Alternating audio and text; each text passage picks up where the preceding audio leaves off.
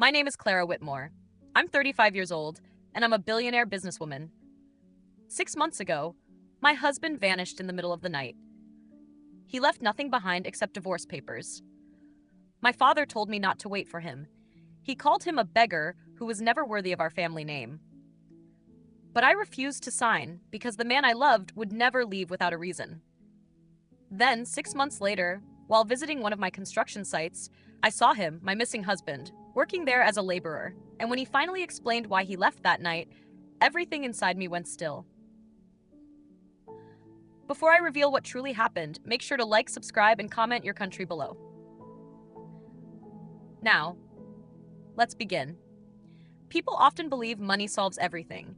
In my case, it only made life more complicated. I was born into a very powerful family.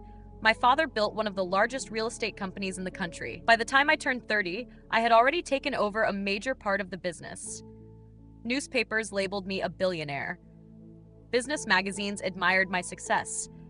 But none of that mattered to me as much as my family. My husband, Julian, was completely different from the world I grew up in. He wasn't wealthy. He didn't come from a powerful background.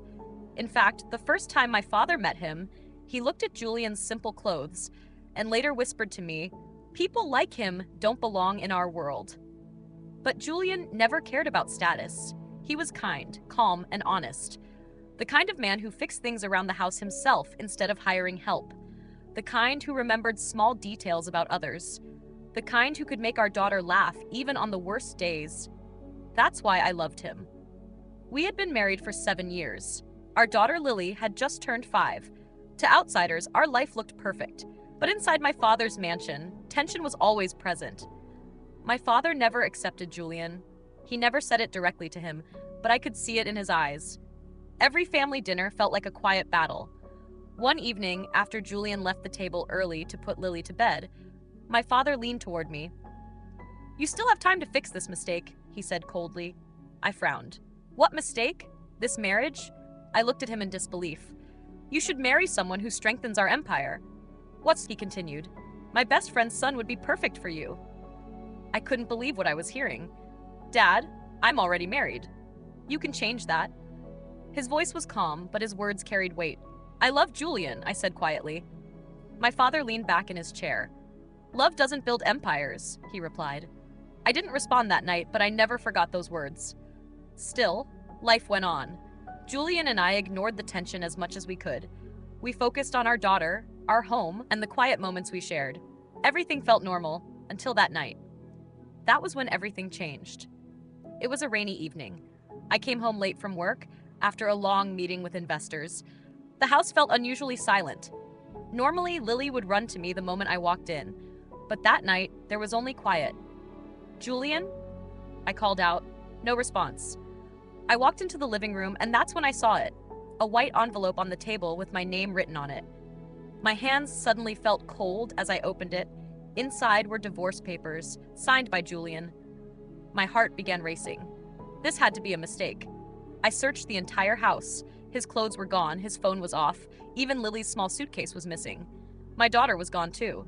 For a moment, I couldn't breathe. I called him again and again. Nothing. I contacted his friends. No one knew where he was.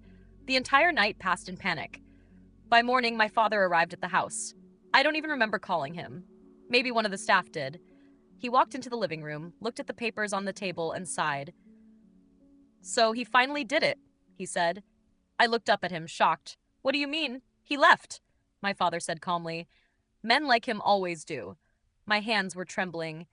"He took Lily," I whispered. "He'll bring her back." "Eventually," my father replied dismissively. Then he picked up the divorce papers.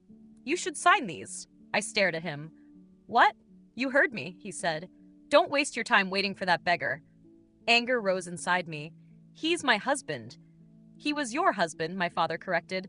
"Now sign the papers and move on." I pushed the documents away. "No," my father's expression hardened. "You're embarrassing yourself." "I'm not signing anything," I said firmly. "He already left you." "Then I'll find him." My father let out a soft laugh. "You're a billionaire, Clara. Do you really want to chase a man who clearly ran away?" But something inside me refused to believe Julian would leave like this. Not without a reason. Not without a single explanation. So I folded the papers and placed them back on the table. I'm not signing, I said again. My father looked at me for a long moment, then slowly shook his head. You'll regret this. Maybe he believed I would give up after a few days, but he didn't understand one thing. I loved my husband, and I wasn't going to stop looking for him. Days turned into weeks. Weeks turned into months. 6 months passed. No messages, no calls, no trace. Until the day I visited one of our construction sites and saw something that stopped my entire world. It was meant to be a routine visit. One of our largest projects was under construction on the edge of the city, a large apartment complex that my company had invested millions into. I had meetings scheduled there with the project managers. The morning felt normal. Cars moved in and out of the site. Workers carried tools. The loud sound of machinery filled the air. I stepped out of my car wearing a simple business suit and a white safety helmet. The site manager walked beside me, explaining the progress. We're ahead of schedule, Miss Whitmore, he said proudly. I nodded politely, but my mind wasn't fully present. Even after 6 months, part of me was still searching for Julian. In every crowd, every street, every stranger's face. My eyes had learned to look for him without me even realizing it. We walked deeper into the site. Dust floated through the air. Workers moved between metal beams and unfinished walls. Then suddenly, my steps stopped. My heart skipped. Across the construction area, a man was lifting a heavy bag of cement onto his shoulder. His clothes were dirty. His hair was longer than I remembered. His face was covered in dust. But I recognized that face. Even from a distance, even after 6 months, it was Julian. For a moment, my mind refused to accept what I was seeing. My husband, the man who once sat beside me at formal business dinners, was now standing there in worn-out work clothes, working as a laborer. My breathing became uneven. Miss Whitmore? The manager asked, confused when I stopped walking. But I didn't respond. I was already moving quickly. My heels pressed into the dirt as I walked across the site, closer and closer. My heart pounded harder with every step. Julian turned slightly while adjusting the bag on his shoulder, and our eyes met. The moment he saw me, his entire body froze. Shock filled his face. The cement bag slipped from his shoulder and dropped heavily to the ground. Workers nearby looked at him in confusion, but I didn't notice them. All I could see was him. 6 months. 6 months of questions. 6 months of pain. 6 months of silence. And now he was standing right in front of me as if nothing had happened. Anger rose inside me. Before I realized it, my hand moved. The sound of the slap echoed across the site. Julian didn't try to stop it. He didn't react. He simply looked at me. His eyes were tired, empty. Why? I demanded. My voice shook. Why did you do this? Workers nearby had stopped moving. Everyone was watching us now. But I didn't care. You disappeared, I said. You took our daughter. You left divorce papers like I meant nothing to you. Julian remained silent. That silence only made my anger stronger. I searched for you for 6 months, I continued. 6 months, Julian. Finally, he spoke. Clara, please lower your voice. Don't tell me what to do. My hands were shaking. You think you can just disappear from our lives and then show up here like this? He looked down for a moment, then back at me. You shouldn't have found me. Those words felt like another blow. What does that even mean? Julian took a slow breath, then glanced around at the workers watching us. Not here, he said quietly. Here, I replied firmly. He studied my face as if realizing I wouldn't leave without answers. Finally, he spoke again. Your father came to see me the night before I left. My anger paused for a moment. My father? Julian nodded slowly. He didn't come alone. A strange feeling settled in my chest. What are you talking about? Julian's voice grew heavier. He brought 2 men with him. My stomach tightened. He told me something very simple. Julian continued quietly. If I didn't disappear from your life, he would make sure our daughter never saw another birthday. For a moment, I thought I had misheard him. My mind refused to process the words. What? Julian didn't look away. He said I was a stain on your family name, he continued. He said I was embarrassing his empire. My heart started beating faster. He wanted you to marry his best friend's son. Julian added, the same man my father had mentioned months earlier. Suddenly, everything began to make sense. Julian continued, he told me to sign the divorce papers and leave quietly. My throat felt dry, and if you didn't? I whispered. Julian looked directly into my eyes. Then he said Lily would disappear. The world around me suddenly felt distant. The noise of machines, the voices of workers, everything faded. Only Julian's voice remained. He warned me not to tell you, bae, Julian said. He said if you ever found out the truth, his people would know. My chest tightened painfully. So you just left? I asked weakly. Julian nodded. I had no choice. His voice broke slightly. I thought disappearing was the only way to keep you both safe. I stared at him. The man standing in front of me was not the confident husband I remembered. He looked exhausted, as if life had been slowly wearing him down for months. I've been working here for 4 months, he continued quietly. Moving from one site to another so your father's people wouldn't find me. My hands slowly dropped to my sides. My father, the man I had trusted my entire life. The man who told me Julian left because he found another woman. The man who pushed me to sign the divorce papers. Julian watched my face carefully. You didn't know, he said softly. I shook my head slowly. No. My voice was barely a whisper. I didn't. And in that moment, everything I believed began to change. The truth hit me so strongly I could barely breathe. For several seconds, I couldn't speak. I just stood there, looking at Julian. Dust covered his clothes. His hands were rough. His face looked older, more tired than the last time I had seen him. 6 months. He had been living like this. Not by choice, but because my father forced him to. My chest felt tight. I thought you stopped loving me, I whispered.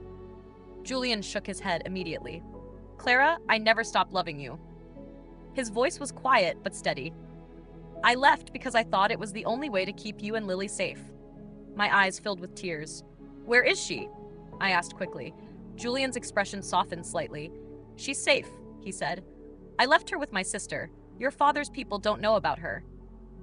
Relief washed over me so strongly my knees almost gave out. My daughter was safe. But something else was growing inside me now, something stronger than sadness. Anger. Not at Julian, but at my father.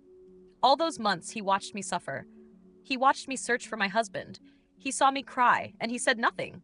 Instead, he kept repeating the same lie. He left you for money. My hands slowly tightened into fists. Julian looked at me carefully. What are you thinking? I wiped the tears from my face. I'm thinking, I said quietly, that my father believes he controls my life. Julian frowned slightly. Clara, don't do anything reckless. I looked at him. For 6 months, I believed you abandoned me. My voice became firmer. Now I know the truth. Julian remained silent. I'm not letting him destroy our family. That same evening, I made several phone calls. The next week, my father organized a large family gathering at his mansion. It wasn't unusual. He often invited relatives and business partners to display his success. That night, the house was filled with people. My uncles, my cousins, my father's closest business associates. Sitting proudly beside him was the man he always wanted me to marry, his best friend's son. My father stood near the center of the room, smiling confidently as he spoke with guests. He believed everything was going according to his plan. When I walked into the room, people turned to look at me. Clara, my father said with a satisfied smile, you're finally here. His eyes briefly examined my face. You look better, he added. I assume you've accepted reality. I didn't respond. I simply walked toward him. The room grew quiet. My father noticed the silence and raised his glass slightly. I was just telling everyone, he said proudly, that my daughter will soon make a decision that will strengthen our family's future. I looked around the room. Every face was watching. Actually, I said calmly, I have something to say too. My father's smile faded slightly. What is it? I took a slow breath. For 6 months, I began, my father told me my husband left because he wanted money. People shifted uncomfortably. My father's expression tightened. Clara, but I continued, he called him a beggar, and he pushed me to sign divorce papers. My father stepped closer. That's enough. But I wasn't finished. Do you know what really happened? I asked the room. Silence filled the mansion. Then I looked directly at my father. You threatened him. A wave of whispers spread through the crowd. You told him that if he didn't disappear, I continued steadily, you would kill his daughter. My father's face turned pale. That's a lie, he said quickly, but his voice lacked certainty. I stepped closer. The man you called worthless spent 6 months working as a construction laborer just to protect his family. The room went completely silent. My father's friends looked at him in shock. His best friend slowly lowered his glass. "You destroyed my marriage," I said. "You made me believe my husband betrayed me." My father clenched his jaw. "I did what was best for you." "No," I replied calmly. "You did what was best for your business." The words hung in the air. Then I took off the diamond ring my father had given me years ago, the symbol of our family empire, and placed it on the table. "You can keep your empire." Gasps spread around the room. My father stared at me in disbelief. "You're being emotional," he said. I shook my head. "No." Then I said the words he never expected to hear. "I choose my family." I turned toward the door. "And my family is not in this house." My father's voice rose behind me. "If you walk out now, don't expect to come back." I paused for a moment, but I didn't turn around. Then I continued walking. Outside the mansion gates, a car was waiting. Julian stood beside it, clean clothes but the same tired eyes. When he saw me walking toward him, uncertainty crossed his face. I stopped in front of him. "Are you ready to go home?" I asked. Julian looked surprised. "Home?" I smiled slightly. "Wherever we go together." For a moment he said nothing. Then he nodded. We got into the car and drove away, leaving behind the mansion, the empire, and the man who believed power mattered more than family. But the truth was simple. The man my father called a beggar was the only man who truly loved me.